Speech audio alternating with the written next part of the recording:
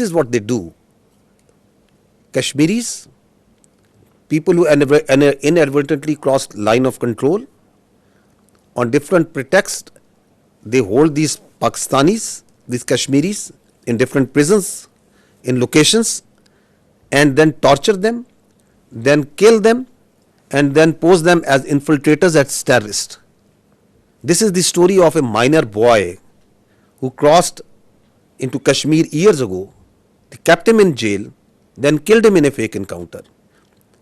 And this is the family of that child who is telling the story. This is how they frame and concoct evidence for these so-called acts. What they did after Pahalgam, opened up the same playbook. So this is on 24th of April, 2 days after Pahalgam, we saw that the Indian media reported a fake encounter that 2 terrorists from the Pakistani side, they were infiltrating and they were killed. Look at their bodies, these so-called terrorists. They are 2 citizens more than 50 years old from a divided village, 2 Pakistani citizens from the Pakistani side of Kashmir. Clean shoes, shining vocations, pistol and a planted gun and a planted pistol. And these are the terrorists that are going across in an area which is a border which is infested with military forces all over.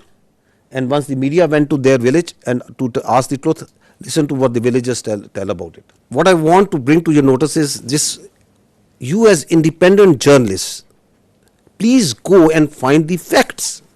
These are the facts.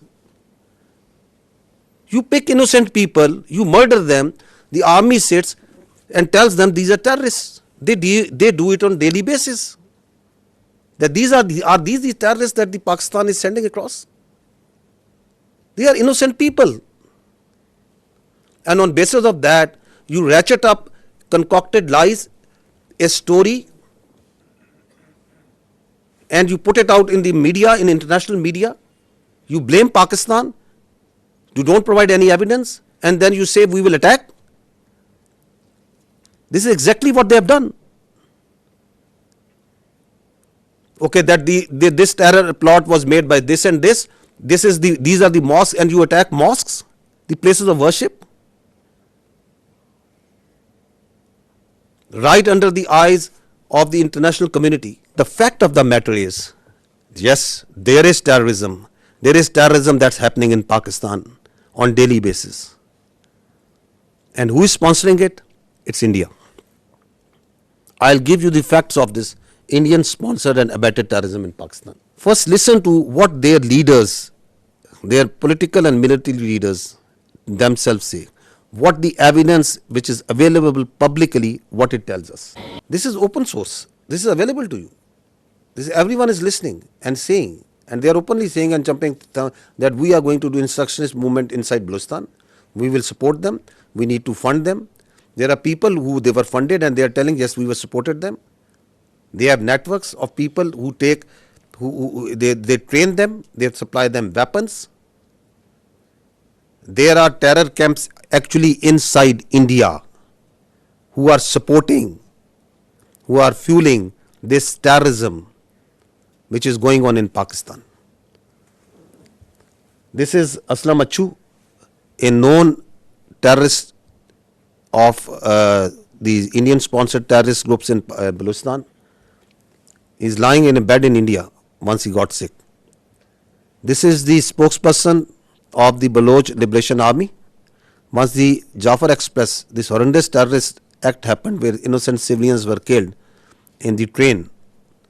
Where was he? He was being taken by the Indian media, and he's glorifying that act of a defunct, internationally recognized terrorist organization. Listen to him. So who is supporting them? Where is he sitting? Which country's media is glorifying this terrorist act? Now look at this way of this video that once the Jafar Express happened. This is a video that was shot exactly at the time when the train was blown up by the terrorists. Where was this video given? From where it was aired first time on the electronic media? India.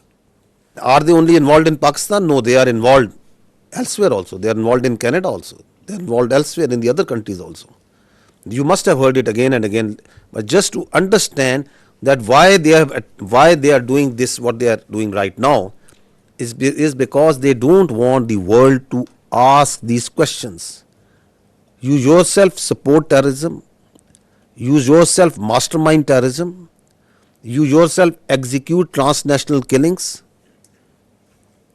And at the same time, without any evidence, you concoct stories. And then, on the pretext of those false presumptions, you carry out military aggression against innocent citizens. They are also responsible for transnational killings. I think very important point that is said by the Australian leadership over there. Just imagine what they are doing inside in India. Once this Pahalgam incident happened, immediately after that, the National Security Council of Pakistan sat down and issued a declaration. What did they say in that declaration? One part of it, it says that the Indian attempts to inject volatility in the environment along Pakistan's eastern border is aimed at distracting Pakistan's counter-terrorism efforts. Because one of the objectives of this incident is to provide space to the terrorists sponsored by India who are operating along in the western part of the country, whether it's Fitna al-Khawarij or the terrorist groups operating in Balochistan. Because the government of Pakistan, its armed forces, security agencies are on daily basis tightening the noose against this Indian sponsored terrorism. So one of the objectives is to distract and divert the security agencies, the armed forces, from these counter-terrorist operations. We know it because we have credible intelligence that as this incident happened, in the same time frame, instructions were issued, passed to all the terrorist cells, all the terrorist organizations sponsored and abetted by India to amp their activities in Pakistan, to increase the terrorist acts in Pakistan. And on the night of 25th, 26th April, post Pahalgam, the largest tashkeel of the Fitna al-Khawarij in the history, it attempted to infiltrate across Afghanistan. More than 100. And 71 of them were killed. Because they came in a hurry, because they were being pushed by the Indian intelligence agencies to go across and do terrorist acts in Pakistan. You can see this engagement and the results of that over here. The largest tashkeel. Now this is again on 25th of April, post Pahalgam, a terrorist was nabbed in the town of Jhelum in Punjab, Pakistan, and from the material, from his forensic of his mobile, a lot of information came out that he was working on behalf of the military intelligence of India. A terrorist being directly funded, sponsored, trained, and doing terrorist activity inside Pakistan for Indian military intelligence.